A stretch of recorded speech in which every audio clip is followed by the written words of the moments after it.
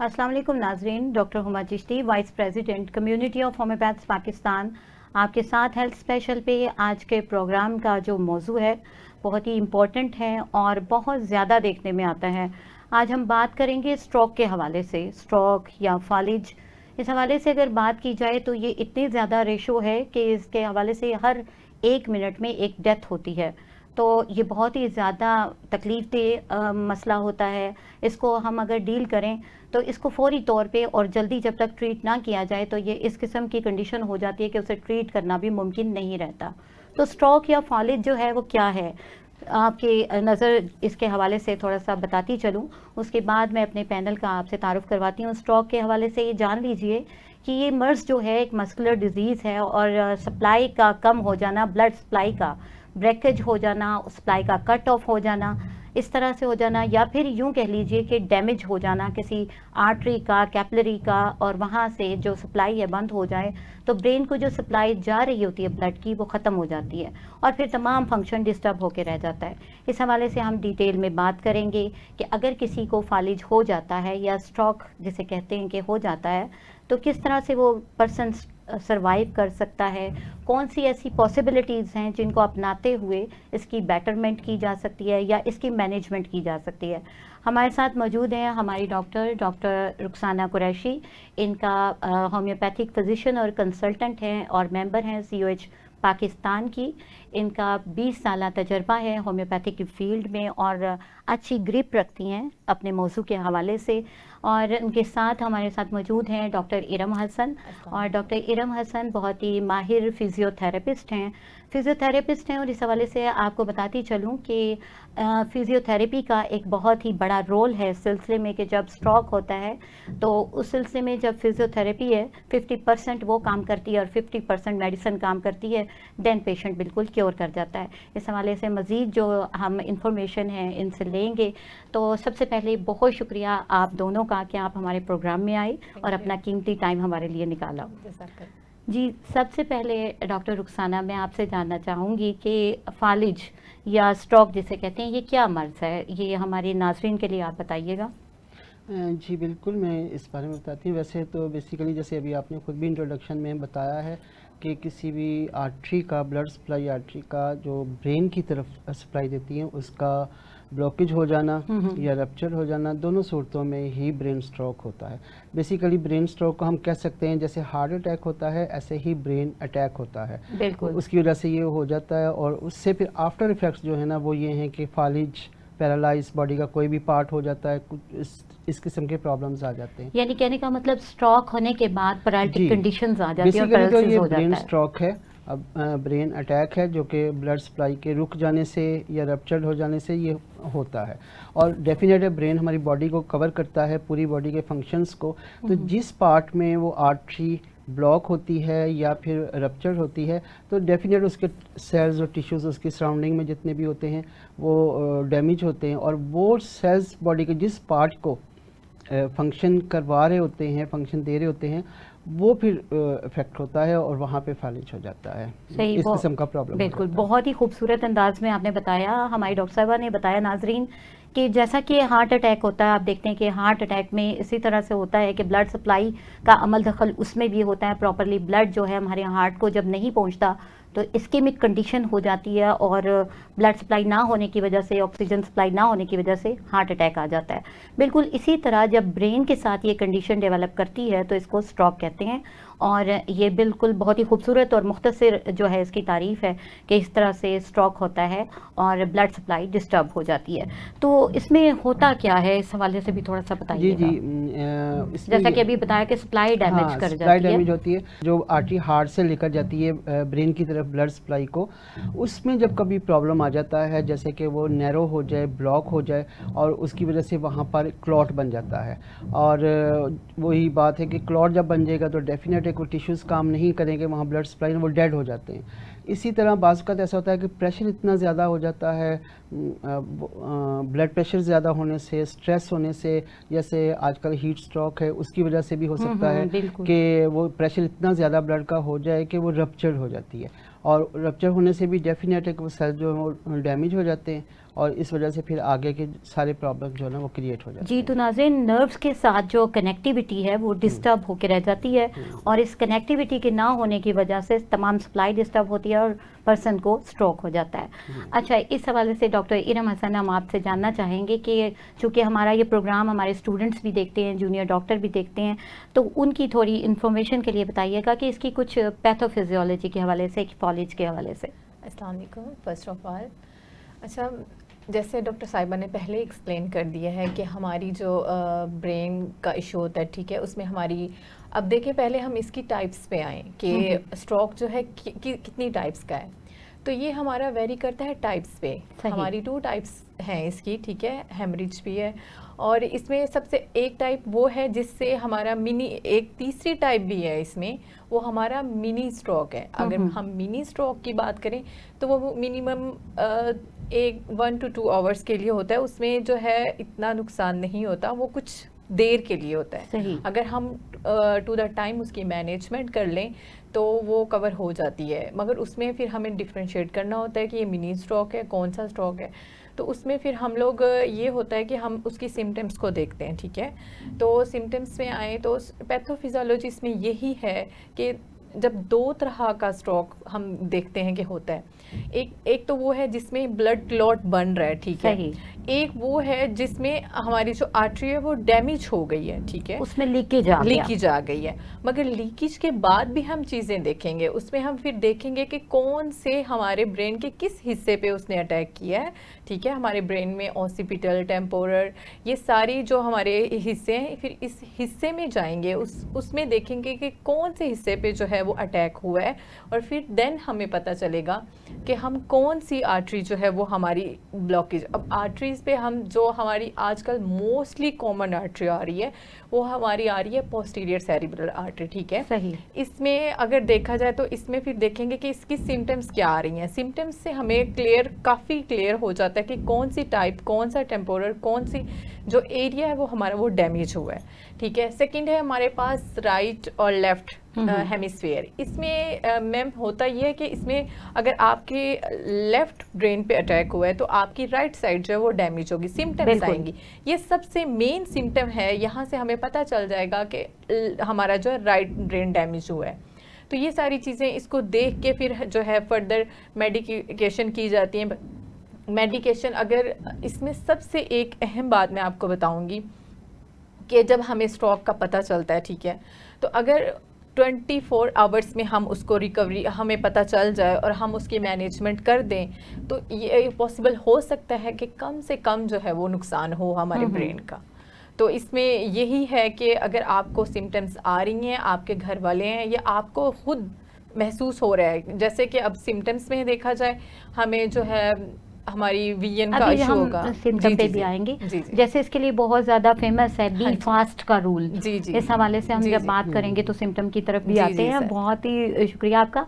एक चीज़ जानना चाहूँगी, आपने अभी जिक्र किया जिस तरह टाइप्स के हवाले से हम बात कर रहे हैं, तो मिनी स्ट्रोक के हवाले से आपने बात की, इस हवाले से थोड़ा अवेयर कीजिएगा, ये मिनी स्ट्रोक किस वजह से होता है? मिनी स्ट्रोक बेसिकली जो आजकल हमारी नौजवान नस्ल में देखा जाए या फिर हमारे पेरेंट्स या हमारी जो जनरेशन है उसमें देखा जाए, स्ट्रेस इज मेन कॉज।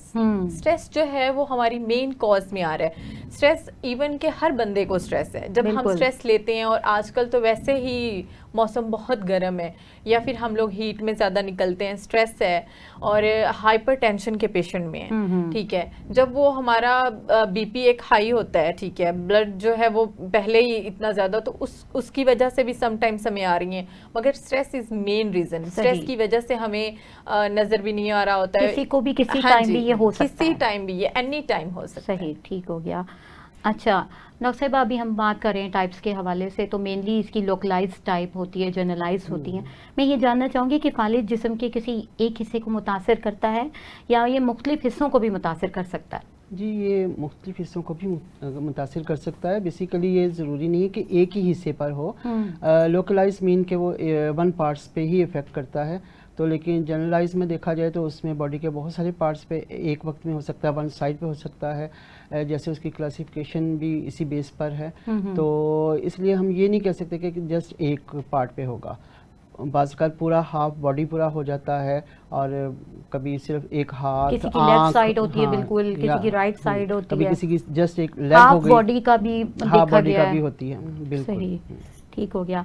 अच्छा डॉक्टर इरम, इसकी टाइप्स के हवाले से आप फर्दर थोड़ा सा हाँ जी। बताइएगा।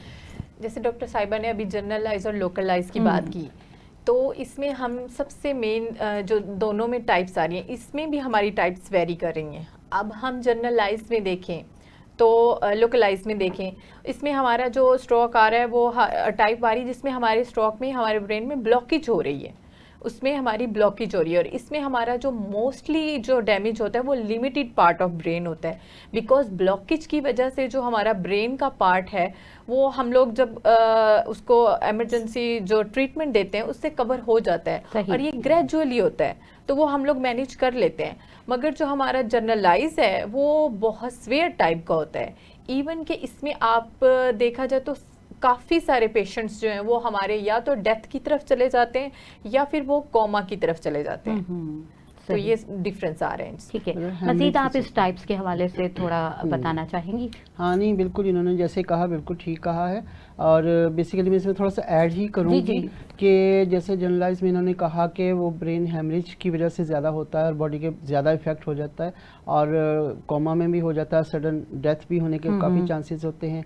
और जब क्लॉट बनता है वो टिपिकली एक छोटे से पार्ट्स पर बनता है, तो उतने ही सेल डैमेज होते हैं और उतना ही नर्वस सिस्टम में प्रॉब्लम आती है। तो इसलिए वो बाज़ का जस्ट एक पार्ट, जैसे टंग हो गई, आई हो गई, या कोई एक बाजू हो गया, इस तरह से सिर्फ एक पार्ट पे ही फिर उसका इफेक्ट होता है, और वो मेरा ख्याल क्योरेबल ज़्यादा इजीली हो जाता है। सही।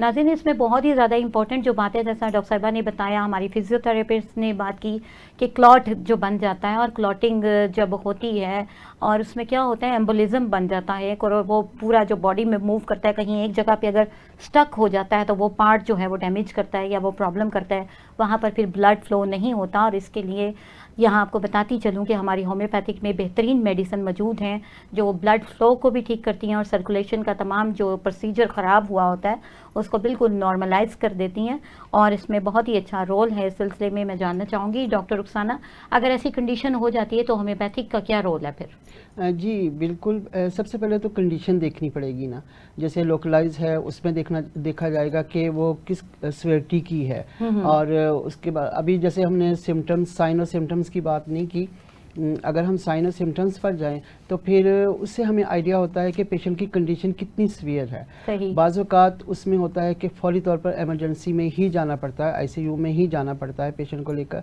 लेकिन उसमें होम्योपैथिक जो रोल अदा कर सकती है वो ये कर सकती है कि अगर बाज़ औक़ात अगर पेशेंट अचानक कुछ प्रॉब्लम आ गई है और हॉस्पिटल दूर है तो होम्योपैथिक डॉक्टर नज़दीक है, तो डेफिनेट उसको कुछ ना कुछ तो करना है। तो उसके लिए हमारे पास बहुत सारी मेडिसिन है, हमें उनकी जो साइंस हैं उससे पता चलेगा कि ये कौन सा वाला स्ट्रोक हुआ है इसको। तो आया वो ब्लड प्रेशर की वजह से हुआ है, ब्लड प्रेशर से, शुगर की वजह से हो गया है, धूप में जाने की वजह से हुआ है, उसकी वजह से हो गया है, या पेशेंट बहुत अरसे से डिप्रेशन में, टेंशन में था और साथ दूसरे कुछ प्रॉब्लम्स ऐड हो गए हैं। तो कौन सी टॉप लिस्टेड रेमेडीज हैं, उनके हवाले से थोड़ा सा बताइएगा। ये इसीलिए मैं बता रही हूँ कि इसमें ये है कि जैसे कि फर्स्ट एड में अगर हमें देनी है तो हम बहुत सारी हमारी होम्योपैथिक में मेडिसिन है, जैसे ग्लोनाइन है, बेलाडोना है, लेक्सिस है, मतलब हम फौरी तौर पर पेशेंट को रिलीज़ करना, उसका प्रेशर रिलीज़ करना है, तो हम उसकी तरफ आएंगे कि पहले हम इनमें से देखेंगे कौन सी सिम्टम्स ज़्यादा मिलती हैं। फिर उसके अलावा जो लॉन्ग टाइम ट्रीटमेंट चलता है उसमें भी बहुत सारी होम्योपैथिक मेडिसिन है, जैसे जलसीमियम हो जाती है और कॉस्टिकम है, उसके अलावा पल्साटिला बहुत सारे केसेस में काम करती है, बेलाडोना काम करती है, हाइपेरिकम हमारी इसमें बहुत ही अच्छी मेडिसिन है, और इसके अलावा और भी बेशुमार होम्योपैथिक मेडिसिन, चूँकि हम लोग सिम्टम्स पे जाते हैं और इंडिविजुअल्स की बेस पे हम ट्रीटमेंट करते हैं, तो जैसे इंडिविजुअल डिफरेंट होते हैं इसलिए हमारी ट्रीटमेंट भी डिफरेंट होती है। बिल्कुल नाज़रीन, जैसा कि डॉक्टर रुखसाना ने कहा, हमारी होम्योपैथी बेस करती है साइन एंड सिम्टम पे, तो कॉज को देखेंगे हम, साइन एंड सिम्टम को देखेंगे, उसके मुताबिक पेशेंट को डील करेंगे, और हर पेशेंट जो है वो एक डिफरेंट पेशेंट है। यहाँ अक्सर क्वेश्चन किया जाता है कि आप मेडिसिन बता दीजिए कि स्ट्रोक की मेडिसिन क्या होगी, तो हर पेशेंट की एक मेडिसिन अलग होती है, लिहाजा सेल्फ मेडिकेशन से परहेज़ कीजिए, नाम को सुन के मेडिसिन का इस्तेमाल नहीं करना है, और किसी मुस्तनिद डॉक्टर से रुजू करके ही मेडिसिन का इस्तेमाल कीजिए ताकि आप पूरी तौर पे मुस्तफ़ीद हो सकें। जी, इस हवाले से डॉक्टर इरम आपसे जानना चाहूँगी, जैसा कि आप फिजियोथेरेपिस्ट हैं। फिजियोथेरेपी में मैं डिप्लोमा मैंने भी किया है, लेकिन ये कि मैं तो जानती हूँ क्या है फिजियोथेरेपी। जी। हमारे नाज़रीन के लिए थोड़ा-सा आप बताइए, आजकल ट्रेंड भी बहुत है इसका कि और इसकी एफ़िकेसी भी अच्छी है कि जी। मुख्तलिफ़ बीमारियों में हम जब इसका इस्तेमाल करते हैं तो काफ़ी यूज़फुल रहता है। फिजियोथेरेपी जो है ये स्ट्रोक के सिलसिले में कैसा रोल प्ले करती है? जी, जैसे कि आपने कहा कि फिजियो जो है वो हमारी ओवरऑल आजकल जो है इन बहुत है, और देखा जाए तो हमारी हर फील्ड में जो है फिजियो आ रही है। फिजियो जो है वो हमारी ऑर्थो में, गायनी में जो है, बाकी कार्डियो में, हर चीज़ में हमारी फिजियो आ रही है। मगर अगर मैं आपको स्ट्रोक के हवाले से बताती जाऊँ, यानी स्ट्रोक आप ये बताइएगा आप करते क्या हैं? जी। सही। हम ये करते हैं, देखिए मैम, अगर फिजियो स्ट्रोक के रिलेटेड देखा जाए तो मैं खुद आजकल पर्सनली जो है डील कर रही हूँ स्ट्रोक की पेशेंट। मैं जो काम कर रही हूँ आजकल वो डॉक्टर ईसा लैब के साथ कर रही हूँ DHA में। तो वहाँ पे मैं खुद डील कर रही हूँ एक हमारी जो है स्ट्रोक की पेशेंट। अच्छा। उसमें ये है कि आप स्ट्रोक हो गया, ठीक है, आपने मेडिसिन करवा ली, जब तक आप फिजियो नहीं करवाएंगे, मैं नहीं कहती कि कोई भी 100% ठीक हो सकता है, या किसी के भी चांसेस होते हैं। फिजियो में ये हो कि आपका फिजियो का नाम ही रिहैबिलिटेशन है, ठीक है। तो रिहैब का मतलब ही ये है कि जो चीज़ें आपकी चली गई हैं इन स्ट्रोक में, उन चीज़ों को हमने रीस्टोर करना है। उसमें आपकी रेंज हो गई, आपका फंक्शन होगा, आपकी मोबिलिटी होगी, आपकी स्ट्रेंथ होगी, आपकी ईच एंड एवरी मूवमेंट जो है वो हम रिपेयर करते हैं, बिल्कुल रिकवर करते हैं। यानी जो चीज़ें डैमेज हो गई हैं, जो मूवमेंट डिस्टर्ब हो गई हैं, आप उनको दोबारा से उस काबिल बनाते हैं कि वो दोबारा से एक नॉर्मल तरीके से बिहेव कर सकें। हाँ जी। फिजियो का सबसे पहला गोल जो होता है, एम होता है, वो होता ही ये है कि पेशेंट को इंडिपेंडेंटली किया जाए, ठीक है। सबसे पहला हमारा गोल होता है पेशेंट का पेन, ठीक है। पेन के बाद हम लोग आते हैं पेशेंट की रेंज पे, उसकी रेंजेस जो हो गई मिस, वो रेंज वापस लाते हैं। उसके बाद हमारी मोबिलिटी पे काम होता है, यानी कि स्ट्रेंथ जो है वो बहाल होती है। हाँ जी, बिल्कुल सही कहा आपने। सही हो गया। अच्छा डॉक्टर रुखसाना, अब हम आते हैं इसकी वजूहात की तरफ। तो क्या वजूहात होती हैं जो ये स्ट्रोक हो जाता है? हाँ जी, देखिए लाइटली सा तो हम लोगों ने बात की ही है, अब पर्टिकुलर और कौन कौन सी वजूहात हो सकती हैं? ऐसा है कि बेसिकली जो हमारी बॉडी का फंक्शन है ना, हमें सबसे पहले उसको देखना है। और बहुत सारी क्रॉनिक डिजीज़ जो हैं उसकी सबसे बड़ी मेन वजह होती है insulin resistance in the arteries, ठीक है। तो उसकी क्या वजह होगी? उसकी वजह कुछ भी हो सकती है, हाई ब्लड प्रेशर भी हो सकता है, शुगर का हाई रहना भी हो सकता है। लेकिन बाज़ औक़ात ऐसा होता है शुगर नहीं भी है तो तब भी बॉडी में इंसुलिन रेजिस्ट करती है, और उसका जब आर्टरीज में कहीं ना कहीं जब वो रेजिस्ट करती है और उसकी वॉल्स को थिकनेस आ जाती है, तो फिर उसके बाद ये होता है कि ब्लड सप्लाई में प्रॉब्लम आ जाती है। हाई ब्लड प्रेशर ऑब्वियसली ये सबसे ज़्यादा है, और हाई ब्लड प्रेशर की भी कॉजेज़ बहुत सारी हैं।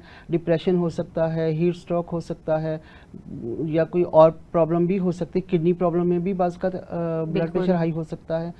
तो ये सब फिर देखना पड़ता है। जो हम लोग ट्रीटमेंट करते हैं तो हम लोग इस साइड पे जाते हैं कि बेसिकली इसको हुआ क्या था, इसकी कॉज क्या थी, और उस तरफ जाकर फिर हम इसको क्योर करते हैं। उसके बहुत सारी सिम्टम लेकर उसके मुताबिक ट्रीटमेंट करते हैं। और शुगर है तो शुगर को फौरी तौर पे देखना पड़ता है कि शुगर क्यों हुई, और फिर उसके अलावा उसका नॉर्मल रखना उसका बहुत ज़रूरी होता है कि शुगर को नॉर्मल रखा जाए, ब्लड प्रेशर को नॉर्मल रखा जाए। जी, तो नाजरीन ब्रेक के लिए कहा जा रहा है, हमें ब्रेक का टाइम हुआ चाहता है। यहीं से बहुत ही मुफीद मालूमात चल रही हैं, यहीं से कंटिन्यू करेंगे। मिलते हैं ब्रेक के बाद। जी, तो नाजरीन वेलकम बैक। हम बात करें आज स्ट्रोक के हवाले से, फालिज के हवाले से। जब स्ट्रोक होता है तो पैरालिटिक कंडीशन पैदा हो जाती है और पेशेंट काफ़ी अपनी रूटीन के हवाले से डिस्टर्ब हो जाता है, उसकी स्ट्रेंथ डिस्टर्ब होती है, वो बहुत ज़्यादा वीकनेस फील करता है और अपनी तमाम जो उसके परफॉर्मेंस होती है वो डिस्टर्ब होकर रह जाती है। इस हवाले से हम बात कर रहे थे वजूहात के हवाले से। अब मैं ये जानना चाहूँगी कि डॉक्टर इरम, ये क्या जो फालिज होता है क्या अचानक से होता है या ये रफ्ता रफ्ता होता है? जैसे कि आपने बात की कि अचानक से या रफ्ता रफ्ता, तो इसमें ये है कि ये दोनों तरह से होता है, ठीक अच्छा, है। ये यानी अचानक भी हो सकता है। हाँ जी, अचानक भी हो सकता है और रफ्ता रफ्ता भी हो सकता है। उसमें ये है कि फिर आपको सिम्टम्स की बात की जाए तो टाइप्स भी इसमें वेरी करती है। अगर आपको समटाइम्स ऐसा होता है कि आपको ग्रेजुअली हो रहा है, ठीक है, तो उसमें हमारी जो टाइप है वो ब्लड क्लॉट की आती है। ब्लड क्लॉट होता है तो जो है ग्रेजुअली हमें जो है पैरालाइज भी, हमें वीकनेस भी फील होगी एक साइड पे, और जो है हमें बोलने में भी मसला होगा, देखने में भी मसला होगा। तो ये सारी चीज़ें। और जो अचानक होता है वो अगर हम लोग देखा जाए तो हेमरिज का होता है। हेमरिज में भी हमारी एक है स्ट्रोक, जो है heat stroke, heart stroke syndrome.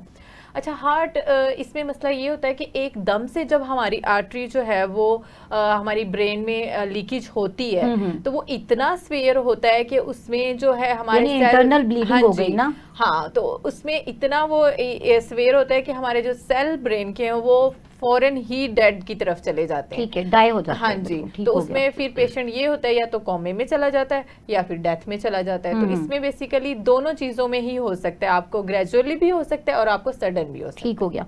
इसमें सबसे अहम बात यही है कि फौरी तौर पे जो है इसको डील करना चाहिए। फौरी तौर पे अगर आपको पता चल रहा है कि आपको स्ट्रोक हो रहा है, ठीक है, आपकी फैमिली या जो भी आपके आसपास है, तो आपको फौरनली मैं ये बात कहूँगी कि स्ट्रोक में सबसे मेन बात ये आ रही है हमारी कि अगर आपको पता चल रहा है, क्योंकि आजकल हम सबको अवेयरनेस है इस बारे में कि हमें जो है स्ट्रोक किस तरह की सिम्टम्स आती हैं। अगर आपको इस तरह का कुछ नज़र आ रहा है या आपके आसपास में, आपको फ़ौरन जो है इमरजेंसी उनको लेके जाना चाहिए। सबसे पहले हमारा जो ट्रीटमेंट है वो हमारा इमरजेंसी में होगा, देन जो है हम मेडिकेशन की तरफ आएंगे। बिल्कुल ठीक हो गया। और इस हवाले से अब जैसे हम बात कर रहे हैं कि अलामात का पता होना चाहिए, हमें अवेयरनेस होनी चाहिए कि किसी को स्ट्रोक होता है तो क्या होने लगे तो हमें फौरी तौर पे डॉक्टर के पास जाना है या हॉस्पिटलाइज होना चाहिए। डॉक्टर रुखसाना, इस हवाले से आप हमें बताइएगा वो कौन सी अलामात हैं? जी बिल्कुल, इसमें यह है कि पेशेंट को तो बाज़-औक़ात अपनी सिम्टम्स, अपने साइंस नहीं समझ आते। जो उसके साथ रहते हैं ना, जो उनको चाहिए कि थोड़ी बहुत उसकी अवेयरनेस होनी चाहिए। जैसे सबसे पहले होता है कि पेशेंट जो मूव कर रहा है ना, उसके चलने फिरने उसे लगता है मैं बड़ा इजीली चल रहा हूँ, लेकिन दूसरा देखने वाला देख रहा है कि इसमें अनबैलेंस हो रहा है। और इसी तरह होता है आईज का, यानी उसकी जो चाल है वो लड़खड़ा रही है, उसे नहीं फील हो रहा कि मेरा पाँव टेढ़ा क्यों हो रहा है, मैं जा इस साइड को रहा हूँ, पाँव मेरा इस साइड को क्यों जा रहा है। तो जो उसके साथ रहने वाले घर वाले होते हैं उनको पता चलता है कि इसमें कुछ प्रॉब्लम आ रही है, ये सही नहीं चल रहा, इसकी बॉडी की मूवमेंट ठीक नहीं हो रही। इसी तरह पे उसके बाद आइज़ का आ जाता है कि आइज़ ब्लिंक करते हैं, आईलिड जो होती हैं या तो वो बंद हो जाती हैं तो वो उसे खोल नहीं पा रहा होता। कुछ विजन भी डिस्टर्ब होता है। विजन भी होता है, ये तो डीपली जो प्रॉब्लम्स आते हैं ना उसमें तो आ जाता है ये सारी चीज़ें। लेकिन जो लोकलाइज होता है ना उसमें ये होता है कि आइज़ की लिड्स वो मतलब, हाँ जी, या फिर आइज ओपन ही रहती है, वो बंद ही नहीं होती और पेशेंट को नहीं इस चीज़ का फील हो रहा होता कि मेरी आइज नहीं हो रही। फिर एक तो इससे पता चल सकता है, स्माइल करे उससे पता चल जाता है कि एक साइड स्माइल हो रही है, एक नहीं हो रही, या वो स्माइल कर रहा है लेकिन फील नहीं हो रहा कि वो स्माइल कर रहा है। इसी तरह फेस होता है, फेस एक साइड पे ड्रॉप हो जाता है जिसको हम लकवा भी आम जनरल कहते हैं, बेल्स पॉल्सी के नाम से हम देखते हैं इसको। बिल्कुल, तो ये सारी साइंस है। इसी तरह बोलने में बात का स्पीच में उनको प्रॉब्लम आ जाती है कि बोल रहा होता है उसको वर्ड्स प्रॉपर प्रोनाउंस नहीं कर रहा होता, तो उसमें भी प्रॉब्लम आती है। ये चंद चीज़ें हैं जिससे ये कि सामने वाला, देखने वाला ये कह सकता है कि उसको कोई प्रॉब्लम हुई है और उसको फ़ौरन चेक करवाना चाहिए। बिल्कुल सही, यानी स्लर्ड स्पीच हो जाती है। अच्छा नाज़रीन, यहाँ अपना एक्सपीरियंस आपको एक बताती चलूँ कि बिल्कुल इसी तरह से एक ब्लड प्रेशर के पेशेंट को मैंने खुद डील किया और उसमें ये कि स्ट्रोक का उनको अटैक था, उनका ब्लड प्रेशर बहुत ज़्यादा रेज होने की वजह से। तो उसमें कंडीशन ऐसी थी कि वो पेशेंट जलसीमियम के थी कि बिल्कुल ही जो है और निढाल किस्म की कैफियत और उनकी बिल्कुल इस किस्म की कि वो अपने आप को संभाल ही नहीं पा रही थी। और उनका फेस का जो कंडीशन थी वो इस तरह से थी कि जिस तरह अभी डॉक्टर साहबा ने बताया कि उनको पता ही नहीं होता कि फेस में क्या चेंज आ रही है या वो फेस किस तरफ को जा रहा है, ये नहीं पता चलता। बिल्कुल उनके लिप्स का एरिया जो है वो इस तरह से अकड़ाव का शिकार हो गया था और वो ऐसे मूव नहीं कर रहा था, यानी कि फेस की जो फीचर्स हैं वो चेंज हो रहे थे। तो उसको सबसे पहले ये कि ऐसा कुछ कंडीशन हो जाए तो आप उसको मसाज करें, उस जगह को फौरी तौर पे उसको ब्लड सप्लाई ताकि जो है प्रॉपर पहुंचे, एक ये चीज़। और साथ ही साथ उसको मैंने हाइपोटेंसी में जलसीमियम और एकोनाइट को जब दिया तो पेशेंट फौरी तौर पे जो है उसमें बेटरमेंट आनी शुरू हो गई। लेकिन यहाँ यही बात करूँगी कि किसी काबिल और मुस्तनिद डॉक्टर से रजू करके ही ये काम करें और बताएं, क्योंकि एक रिस्की कंडीशन होती है और इमरजेंसी होती है। तो ऐसी इमरजेंसी में ऐसा नहीं करना कि आप अभी आपको पता है या नहीं पता आप मेडिसिन दे लें। अगर आप उस पर पूरी अबूर रखते हैं तो ही आप इसको डील कीजिए। और ये आपको बताती चलूँ कि ऐसी कंडीशन में फौरी तौर पे डॉक्टर के पास जाना ज़रूरी होता है। जी, तो डॉक्टर इरम, इस हवाले से मज़ीद आप बताइएगा कि जैसे बी फास्ट का रूल मैं बात कर रही, तो इस हवाले से ये होता है ना कि इसमें सारी वो चीज़ें आ जाती हैं, उस हवाले से थोड़ा सा बताइएगा। बी फास्ट में ये होता है कि जब आपको सिम्टम्स आ रही हैं, आपको पता है कि ये सारी सिम्टम्स आ रही हैं मुझे, तो या तो आपको जो है डॉक्टर के पास जाना चाहिए, ठीक है।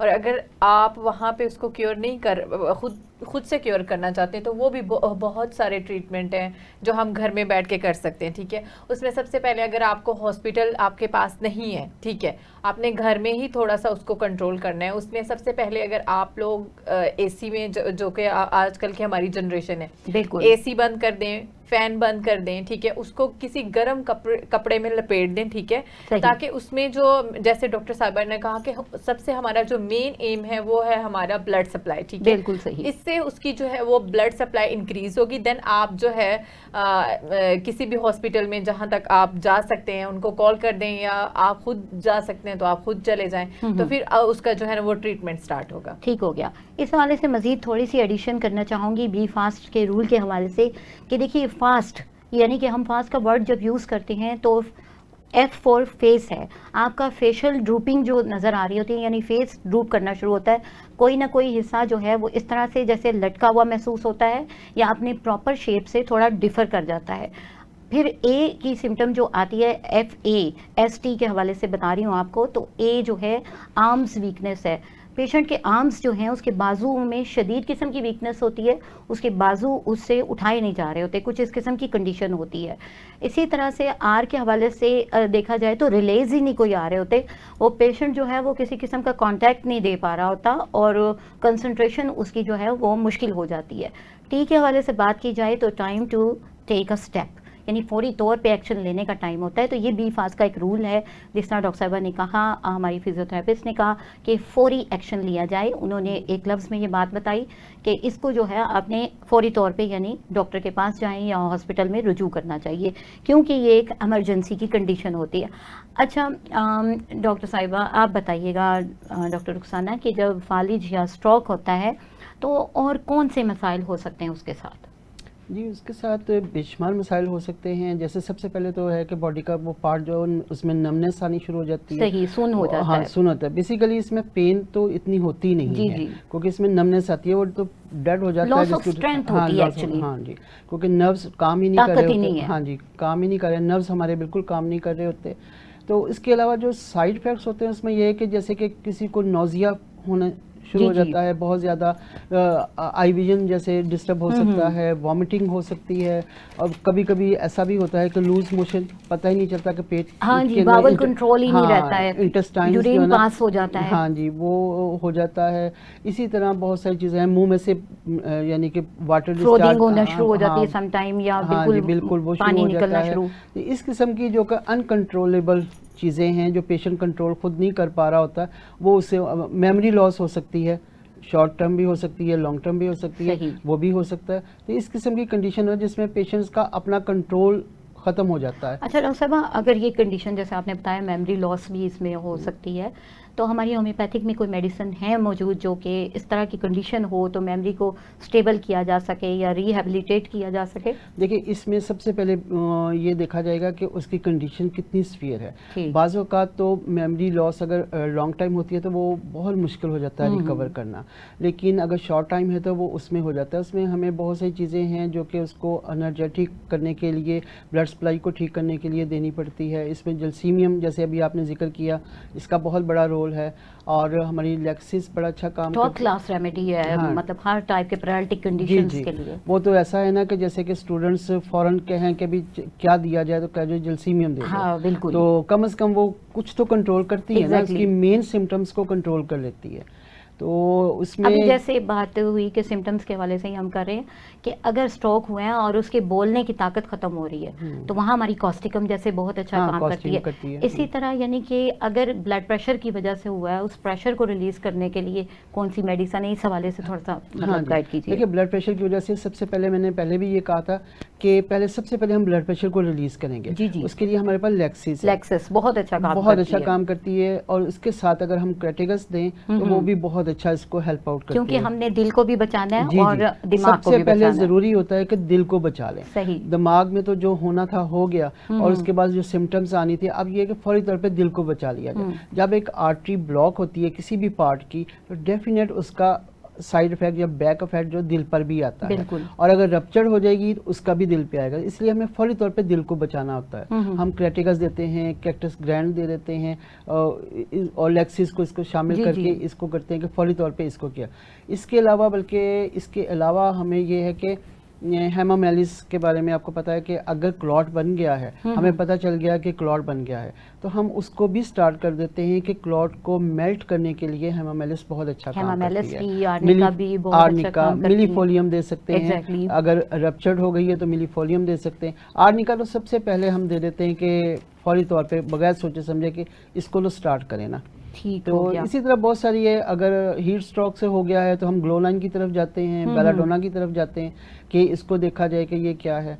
अच्छा डॉक्टर इरम, अब देखें अगर किसी को ये सिम्टम्स हो गई, ये पता चल गया कि इस वजह से हो सकता है, तो कोई ऐसे कोई टेस्ट हैं जिनसे हम ये डायग्नोज कर सकें कि फालिज हो गया है, या कौन से टेस्ट करवाए जा सकते हैं? जी, जैसे कि इसमें सबसे पहले जो हम मेडिकल लेवल पे जाएं तो हम लोग इसमें एमआरआई करा सकते हैं, हम लोग इसमें सीटी करवा सकते हैं, हम इसमें ब्लड टेस्ट करवा सकते हैं, और इसमें हम लोग अल्ट्रासाउंड भी है, ईसीजी भी करवा सकते हैं। ठीक है, ये सारे टेस्ट करवाने के बाद, ठीक है, और देन अगर मैं अपनी फिजियो का बताऊं, जब हमारे पास फिजियो का पेशेंट आता है तो उसमें हम जो है उसमें मेन कोज जो आ रही है वो उसका होता है न्यूरोलॉजिकल, उसके इश्यूज आते हैं। ठीक है, Exactly. न्यूरोलॉजिकल उसका बहुत डैमेज क्योंकि होता ये है। है ही न्यूरोलॉजिकल हाँ जी। डिसऑर्डर। तो फिर हम न्यूरोलॉजिकल के अकॉर्डिंग जो है ना वो हम लोग उसके टेस्ट करते हैं कि कौन सी चीज़ जो है उसकी डिस्टर्ब हुई है, कौन सा हिस्सा जो है उसका डैमेज हुआ है, तो वो चीज़ फिर हम लोग रिकवर करते हैं। ठीक हो गया।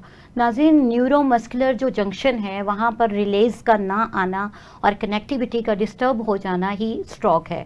हम बात करें इसी हवाले से, तो मैं आपसे जानना चाहूँगी डॉक्टर इरम कि फिजियोथेरेपी, जैसे कि आपने बताया है कि इसकी इम्पोर्टेंस है, इस हवाले से ये बताइए कि फिजियोथेरेपी जो है फालिज होने के कितने अरसे बाद जो है शुरू की जाती है? जी, एक बंदे को हो गया फालिज, ठीक है, उसके बाद आपने उसका इमरजेंसी ट्रीटमेंट भी हो गया, उसकी सही। मेडिकेशंस चल रही हैं साथ साथ, विद इन 15 डेज बाद आप मेडिकेशन ले रहे हो, ठीक है, साथ में आपको फिजियो स्टार्ट कर देनी चाहिए अर्ली स्टेज पे। सही। अर्ली स्टेज पे अगर आप करेंगे, क्योंकि मैम देखा जाए तो इसमें अगर आप डिले करेंगे तो बहुत सारी सिम्टम्स आ सकती हैं, Loss हो जैसे जाएगा। हाँ जी, लॉस भी हो सकती हैं, और बहुत सारे इश्यूज आपके साथ जैसे आपने पूछा कि स्ट्रोक के साथ और कौन से इश्यूज आ सकते हैं। ठीक है, तो अगर फिजियो के पेशेंट में देखा जाए स्ट्रोक के साथ हम लोग, तो डीवीटी मेन कॉज आ रही है। अच्छा। ठीक है, जो डीप थ्रोम्बिस हमारी जो है ना वेन, वो डैमेज होने के चांसेस होते हैं। उसमें जो पेशेंट है वो लॉन्ग टाइम बेड रेस्ट पे होता है। ठीक है, उसकी जो है मूवमेंट इतनी नहीं हो रही। एक बंदा जो बिल्कुल पैरालाइज है, ठीक है, वो इतनी मूवमेंट नहीं हो रही, उसको उसके रीजन को वो ऑक्सीजन नहीं मिल रही जो उसको जरूरत है, तो ये रीजन डीवीटी हो सकता है। उसके बाद जो है प्रेशर अल्सर, एक पेशेंट है वो बेड रेस्ट पे है, तो डेफिनेटली उसको प्रेशर अल्सर का जो है वो बिल्कुल बेड होगा। सोर्स वगैरह बन जाते हैं। तो ये है सेकंड कॉज। ठीक है, इन सारी चीज़ों की प्रिवेंशन के लिए जो है अर्ली स्टेज पे अगर वो अपना फिजियो स्टार्ट कर लेता है तो ये सारी जो मसले हैं ये नहीं यानी होंगे। फिजियोथेरेपी जो है वो एहतियाती तदाबीर में हाँ शामिल जी, है, शामिल बिल्कुल है। और इसको जब हम कर लेते हैं तो बेटरमेंट आती है। इस बेटरमेंट हवाले आती से कोई खुराक के हवाले से आप बताना चाहेंगी डॉक्टर रुखसाना कि किस चीज़ को हम शामिल करें या क्या एहतियाती और तदाबीर हो सकती है इससे बचने की? खुराक के हवाले जी, से जी। इसमें ये है कि उसमें हेल्दी डाइट जिसमें प्रोटीन्स हों और जैसे पोटेशियम रिच डाइट के हवाले से हाँ कहा जी, जाता इस है। किस्म की, क्योंकि उसमें उसके नर्व्स डैमेज हुए हैं, उसकी जी। हेल्थ डैमेज हुई है, स्पेशली इसमें वीकनेस आ गई है। अगर उसका सीबीसी करवाया जाए तो उसमें भी हमें नज़र आएगा कि आरबीसीज़ की कमी हो रही है। तो इसलिए जो भी हेल्दी डाइट है ना इसमें दी जा सकती है, बैलेंस डाइट। बहुत ज़्यादा इसमें परहेज़ डाइट की नहीं होती कि अभी ये ना खाओ, बल्कि इसमें ज़्यादा अच्छी डाइट देना पड़ती है, चाहिए। प्रोटीन स्पेशली इसमें ज़्यादा देना ठीक हो चाहिए। गया। अच्छा डॉक्टर इरम, आपसे पूछना चाहूँगी कि क्या फिजियोथेरेपी घर पे की जा सकती है? बहुत सारे लोग समझते हैं कि घर में भी कर ली जा सकती है, तो क्या ऐसा मुमकिन है? जी बिल्कुल ऐसा मुमकिन है। ऐसा ये होता है कि अगर आप घर पे भी कर रहे हो ना, तो आपको एटलीस्ट किसी से कंसल्ट कर लेना चाहिए। ठीक है, थ्रू ठीक है? Proper guideline. हाँ जी, प्रॉपर गाइडलाइन के साथ आपको पहले फिजियोथेरेपिस्ट के बाद 1-2 बार जो है ना कंसल्ट कर लें। ठीक है? अगर आप लोग अफोर्ड नहीं कर सकते और आप चाहते हैं कि आप कहीं जाएं भी ना और घर में स्टार्ट करें, तो इसमें ये है कि आप किसी ऐसे फिजियोथेरेपिस्ट से जो है ना कांटेक्ट कर लें जो आपको ऑनलाइन जो है ना वो अपनी कंसल्टेशन प्रोवाइड कर दे। आप उसके अंडर जो है आप खुद फिजियो कर सकते हो। बिल्कुल सही। उसमें भी फिर आपको अपनी फैमिली मेंबर की हेल्प चाहिए होगी, क्योंकि समटाइम्स ऐसी एक्सरसाइज जो आप खुद परफॉर्म नहीं कर सकते, उसके लिए आपको समवन हेल्प की जरूरत होती है। तो उसमें आपको डेफिनेटली हेल्प चाहिए होती है। बहुत शुक्रिया आप लोगों का कि आपने हमारे प्रोग्राम को ज्वाइन किया और बहुत ही इंफॉर्मेटिव रहा हमारा प्रोग्राम। डॉक्टर रुखसाना, कोई मैसेज देना चाहेंगी आप इस हवाले से, स्ट्रोक के हवाले से? जी, इसमें मैं ज़्यादातर ये कहूँगी कि सबको अवेयरनेस होनी चाहिए कि किसी को कोई एक सिम्टम भी सामने आती है तो सामने वाले को पता होना चाहिए कि इसको कोई प्रॉब्लम हो रही है, क्योंकि हर जो फेस कर रहा है उसको इतनी जल्दी नहीं आइडिया होता। बिल्कुल आइडिया नहीं तो होता। इसके लिए हमें चाहिए ऑब्जर्वेशन मैटर करती है। हमें चाहिए आजकल का जो मीडिया है, सोशल मीडिया है, हमारे हाथ में मोबाइल है, पूरी दुनिया हमारे हाथ में है, तो उसका सही इस्तेमाल करते हुए हम ऐसी चीज़ों को स्टडी किया करें कि हमें पता चले कि ये डिजीज़ क्या होती है। चले बहुत डिटेल नहीं, लेकिन उसकी जनरलाइज जो होती हैं वो चीज़ें पता होनी चाहिए कि अगर सन स्ट्रोक हो जाए या ब्रेन स्ट्रोक हो जाए तो उसमें फौरी तौर पे पेशेंट को क्या करना है, क्योंकि डॉक्टर नहीं है, डॉक्टर के पास जाने के लिए भी टाइम चाहिए, हॉस्पिटल जाने के लिए भी टाइम चाहिए। तो सबसे पहले जो साथ बैठा है उसे देखना है कि ये ब्लड प्रेशर का पेशेंट है तो क्या इसने मेडिसिन ली है अपनी, या लेने के बाद हुआ है, इसको फौरी पानी पिलाना है या क्या करना है। अगर शुगर का पेशेंट है तो वो समझ सकता है कि क्या इसकी शुगर हाई हो गई है बहुत ज़्यादा या लो हो गई है, तो उसकी मेडिकेशन घर में ही होती है, तो वो फौरी तौर पर वो कर सकता है। अवेयरनेस होना बहुत ज़रूरी है। नाजरीन, आपसे बात हुई स्ट्रोक के हवाले से और बहुत ही ज़्यादा डिटेल में हमने हर एस्पेक्ट पे बात की। उम्मीद है कि आपको इससे बहुत ज़्यादा फ़ायदा हुआ होगा। आइंदा किसी नए टॉपिक के साथ हेल्थ स्पेशल पे आपसे मिलेंगे। इजाज़त दीजिए, अल्लाह हाफिज़।